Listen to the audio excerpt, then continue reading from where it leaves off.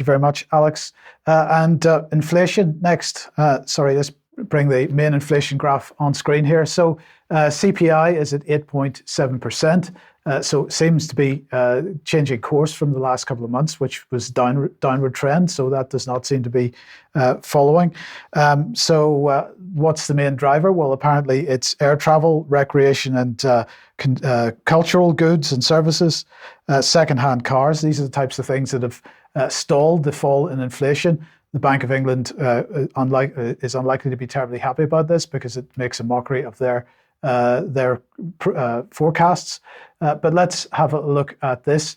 This is food and alcoholic beverages, because although food has not been a key driver in the reversal of fortunes this month, it's certainly, the situation is not improving very rapidly with that. So I think it's something around 16% as an average CPI.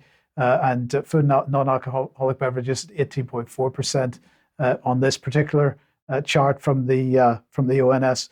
But the core inflation figures, this is the one that's really driving the underlying trends in inflation, and these figures are not going in the right direction. So if we look at core CPI, this is including energy, food, alcohol, and tobacco, and gives a fairly good idea of where or at least the pressures on inflation. And we can see that, in fact, it has been rising for the last 3 months. So March, it was 6.2%, April, 6.8%, May is now 7.1%. So the fall in inflation that the Bank of England was predicting does not seem to be materializing. And in fact, we would argue that that was pretty clear or pretty obvious that was going to happen. So let's bring Jeremy Hunt on screen, because this is what he had to say a couple of months ago about this. We have a plan and we're going to reduce that pressure. And if we're going to reduce that pressure on families, it's absolutely essential that we stick to that plan and we see it through so that we have inflation this year, as the Prime Minister has promised. Well, okay, that's the UK government's position, but he was talking about food inflation, mainly energy prices.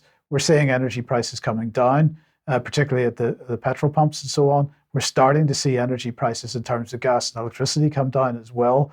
But that pressure that people faced over the winter is now, of course, being replaced with mortgages, and the pressure on house prices starting to tell as well. So we're seeing that the rate of change of house prices is falling, and that isn't going to change anytime soon. But the rising inflation is going to have the inevitable effect tomorrow of the Bank of England putting interest rates up, some people suggesting by another 0.5%, and people already starting to come under severe pressure as they begin to require to remortgage in the next couple of months. Now, I think the current figures, it's something like 400,000 new mortgage deals are going to have to be done in the next few months. And of course, people are finding that in some cases, mortgage repayments are doubling. So the pressure that people felt over the winter with energy prices now being replaced with housing costs.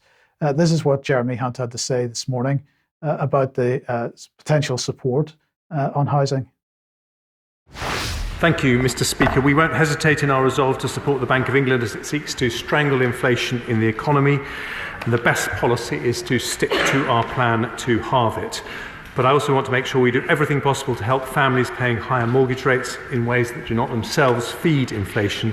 So later this week, I'll be meeting the principal mortgage lenders to ask what help they can give to people struggling to pay for more expensive mortgages and what flexibilities might be possible for families in arrears.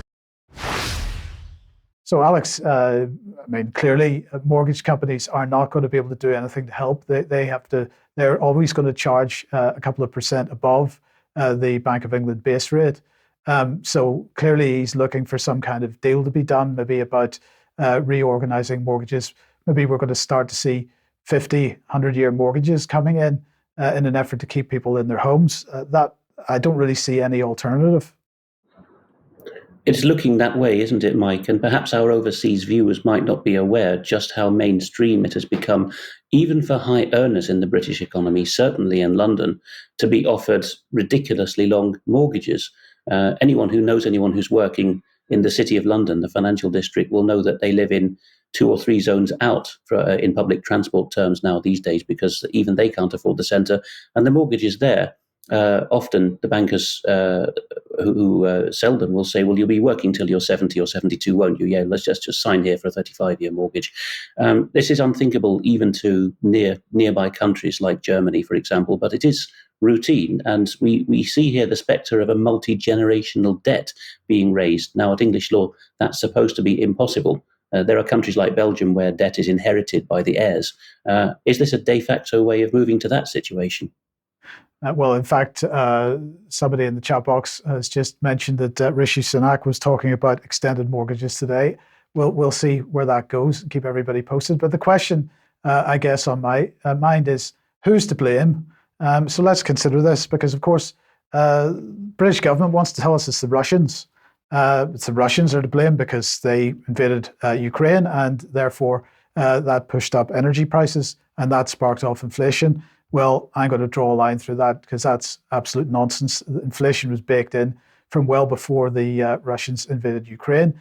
So let's look at the other option that the government wants to divert us onto, the Chinese, because, of course, COVID was lab leak, and that was the Chinese that did that. And therefore, everything that's happened since was all to do with the Chinese. But, of course, the Chinese didn't set our economic policy during the so-called COVID pandemic. And so we're not going to blame the Chinese either. I don't think, Alex, there's only 2 organizations that we can blame for this, in my opinion, the Bank of England and the UK government, because their monetary policy and, most importantly, their economic policy as a result of COVID and at least under the guise of COVID, and their money printing that went on particularly over those 2 years. Those are the key drivers of what we're seeing at the moment. They are, and before 1997, we wouldn't have been able to say there were 2 culprits. They were but one, until the Blair-Brown administration announced the operational independence of the Bank of England for setting these rates. And I would recommend that those who haven't, or even those who have and would like a refresher, should go to ukcolumn.org and find Ian Davis's article, The Private Bank of England Corporation. They may be in for a shock as to who's responsible for what. Brilliant. Thank you, Alex. Now, Alex, let's move on to